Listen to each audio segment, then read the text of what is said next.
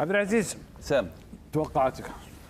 والله اتوقع بكره الله يطول عمرك اتمناها سوريه باذن الله، ان شاء الله ان يعني يحسمونها، ولكن بتكون مباراه قويه باذن الله، واتوقع انها توصل تمتد الى الوقت الاضافي، واذا وصلت الى البلنتيه راح سوريا تحسمها، ولكن اذا يعني انا والله ما فاهم عليك انت ايش تبيها بالضبط؟ ابيها سوريه، وان شاء الله سوريا تخلص ليش يا كابتن؟ يعني اتوقع ان بيكونون باكر لهم يعني عزيمه واصرار انهم ياخذون يحسمون المباراه باذن الله. خالد، هي صعبه جدا جدا على المنتخب السوري، لكن باذن الله انها تكون لصالح المنتخب السوري.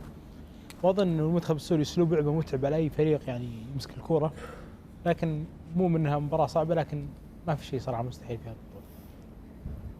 جمال، خالد، مباراة راح تتغلب عليها الناحية البدنية أكثر من الناحية الفنية بالنسبة للفريقين، الفريقين يمتلكون يمكن نفس المواصفات بالنسبة للناحية البدنية الجسمانية، لكن حقيقة يعني صحيح المباراة صعبة على منتخب سوريا، لكن قادرين منتخب سوريا بالمستوى اللي ظهروا فيه في المرحلة الأخيرة هاي ما قبل البطولة في مبارياتهم الودية وأيضا في البطولة هذه، قادرين بإذن الله تعالى انهم يحققون نتيجة إيجابية. أنا أتمنى التوفيق للفريقين، ولكن التوفيق أكثر للفريق السوري. ان شاء الله عمر خريبين لا دور. نشأت اصعب مباراه للمنتخب الايراني. توفيق الفريقين، ولكن التوفيق اكثر للفريق السوري. ان شاء الله عمر خريبين لا دور. نشأت اصعب مباراه للمنتخب الايراني، لانه راح يواجه فريق عنيد، فريق قوي، فريق منظم متراصف الصفوف، ينتقل من منطقه الى منطقه ككتله واحده. سوء الدفاع الايراني راح يسبب المشاكل يوم غدا، خصوصا اذا عمر خريبين جاهز ويشارك في المباراه. السرعه اللي موجوده لدى اللاعبين السوريين راح تاثر بشكل كبير على ضعف الدفاع الايراني. المنتخب الايراني منتخب جيد بعد منتصف الملعب، لكنه خط الظهر سيء جدا.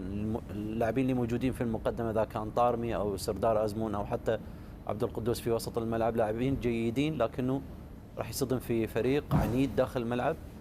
اعتقد سوريا الاقرب للفوز.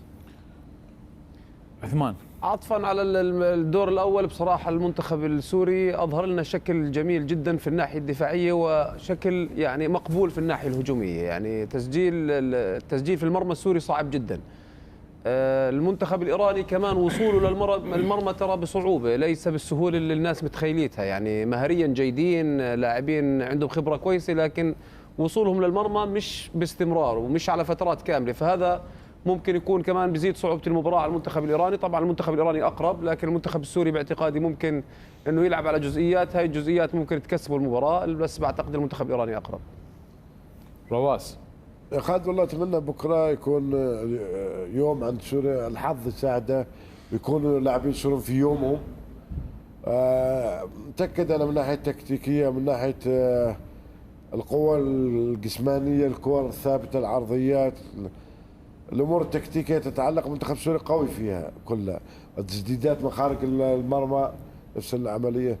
أتمنى صراحة من كل قلبي بكرة سوريا يكون في يومهم ويطلعونا المنتخب الإيراني، لأنه ليث زعقنا الزعق ودوخنا هنا، كل مرة فريق عربي يطلعه.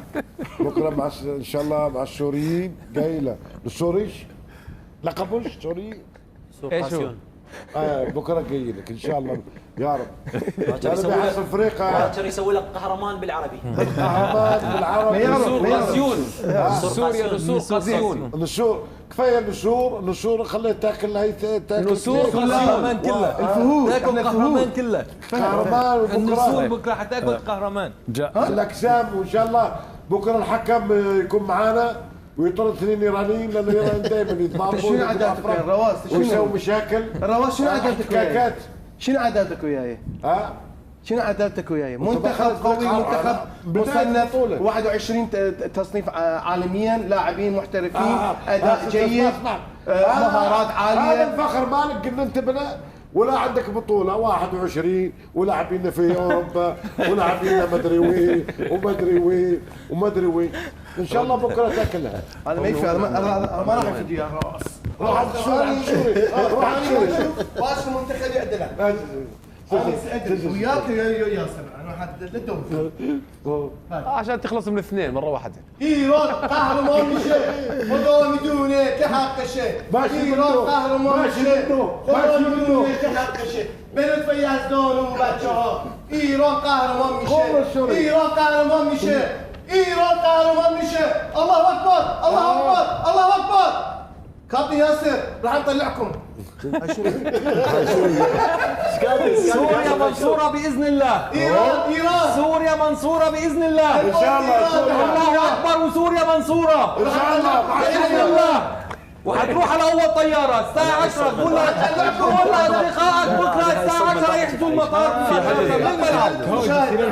سوريا منصورة بإذن الله. شوف أنا صوتي متروك مع المشهور صوتي صوت روح العباد جاي لك يقول يا رواس فهد يشيل النسر وقع على طول بكرة النسر حياكم كهرمان كلها. يا كابتن ياسر نحن ناكلكم اكل بكره ايران ايران راح يصير بكره ايران الله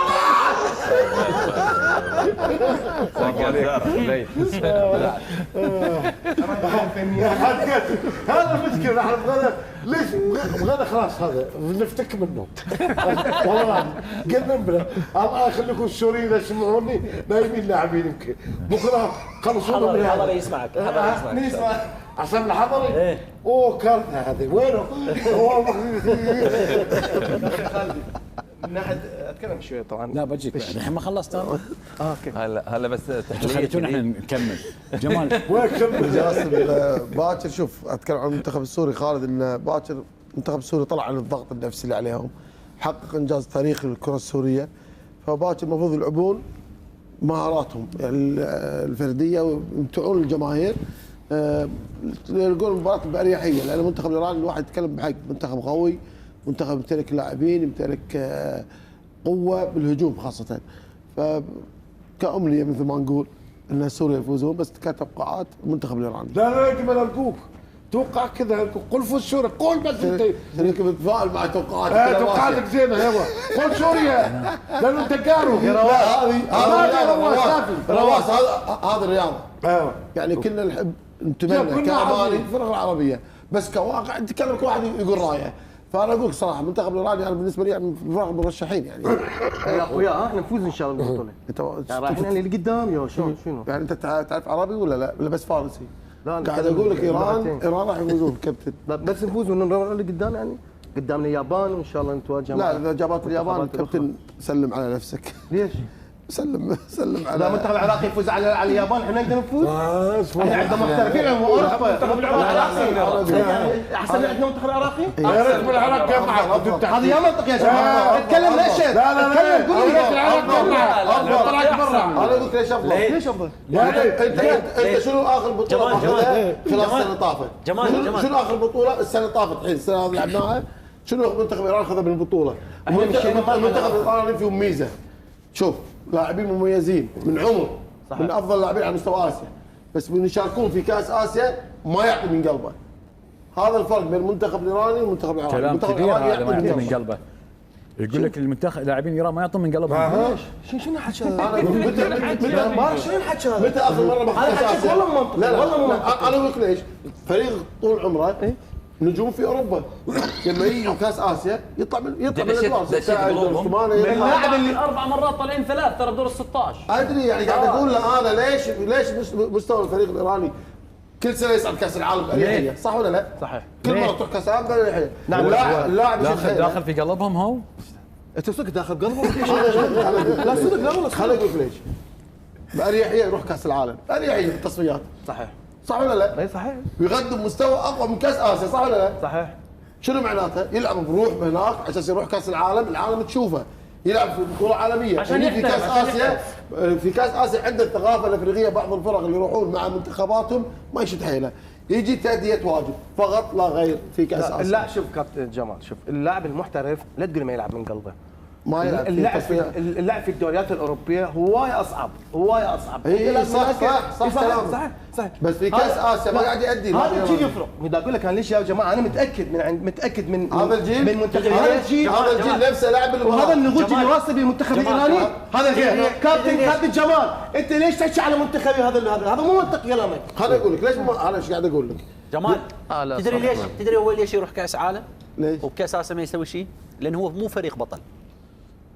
لا ما انا قلت لك اياه، هو مو فريق جاي، حتى اللاعبين اللي موجودين مو فريق ياخذ بطوله، فريق يشارك ومستواه جيد ولاعبين جيدين كمجموعه، مو فريق بطل انه ياخذ بطوله. الدليل انه اخر بطوله ماخذها ب 76.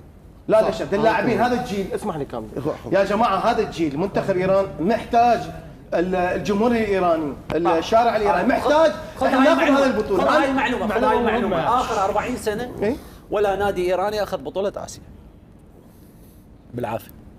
مش هم متحملين كذي يعني. واعمار المنتخب كبيره اصلا. كابتن خالد الحماس اللي موجود في هذه البطوله اعمار كبيره يعني كيف الجيل هذا اللي انت احلى حاجه فيه؟ في المكسيك كل فتره يشارك كاس العالم ضيف. هذا مثل المكسيك. كابتن خالد على ما اظن معدل اعمارهم عالي جدا صح؟ 28 ليث عندك رساله توجهها حق لاعبين ايران؟ طبعا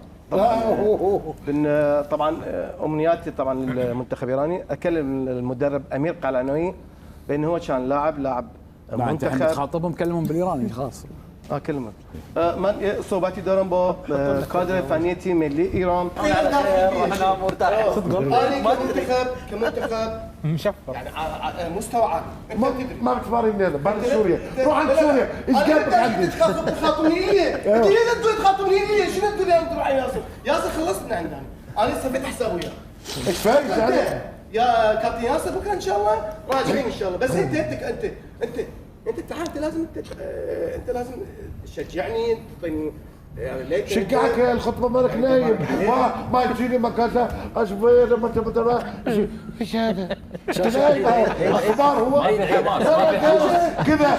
خالد قاسم يتكلم ايراني جلس كذا يا مجوري مكاسي يا بيراني يا دافا طاري ايش خليك قام الله اكبر ما میبریم راه بهت نشونه که تیم ملی ایران تیم ملی بزرگ و بازی که دارن ما میتونیم فردا از صد سوره به راحتی راحتي ان شاء الله راحتي جايتي وراحتي ما بجين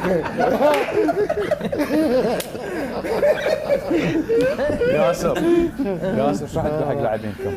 طبعا خالد يوم تاريخي بالنسبه لنا، لا شك انه نحن داخلين مباراه بكره بمعنويات عاليه من خلال اول تاهل تاريخي بتاريخ سوريا. اللاعبين وضعوا بصمه خلال دور المجموعات. صحيح انه سجلنا هدف ولكن لم يتلقى مرمانا سوى هدف، هذا يعطي مؤشر جيد من النواحي الدفاعيه، ينقصنا النواحي والجرأة الهجوميه، وان شاء الله وتعالى بكره امام ايران بتكون التوازن ما بين الدفاع والهجوم.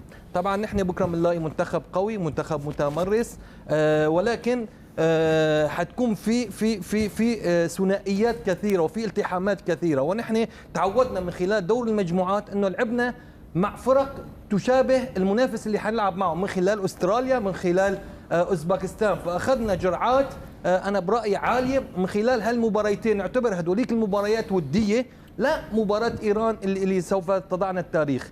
بكل تاكيد الكل عارف الشعب السوري يعاني في سوريا، عانى كثيرا خلال 14 سنه حرب، فيحتاج فرحه. وشفتوا انتم كسوريين كيف ومن خلال تأهل، من خلال فوز على الهند، كيف صنعتوا البسمة، صنعتوا الفرحة في كل أرجاء سوريا، كيف الجمهور اللي واكبكم في الملعب على الشاشات في سوريا، كيف أهاليكم صارت تتصل فيكم، كيف زرعتوا بسمة للعالم اللي عم تنتظر هاي البسمة من زمان من خلال فوز على الهند. فما بالك أن تفوز على إيران وتتأهل كيوم تاريخي بالنسبة لك لدور الثمانية، فهذا يوم تاريخي. أتمنى ألا تبخلوا بجهدكم، أنتم قادرون، نعم قادرون. دائما الرجل السوري في المحافل الصعبة ودائما في المواقع الصعبة يكون عند حسن ظن الشعب فيه، يكون نعم. حنص جماهيره فيه. شكراً نتمنى أن يكون بكرة يوم تاريخي لسوريا، وأن ننتصر على ذلك الكهرماني والنسور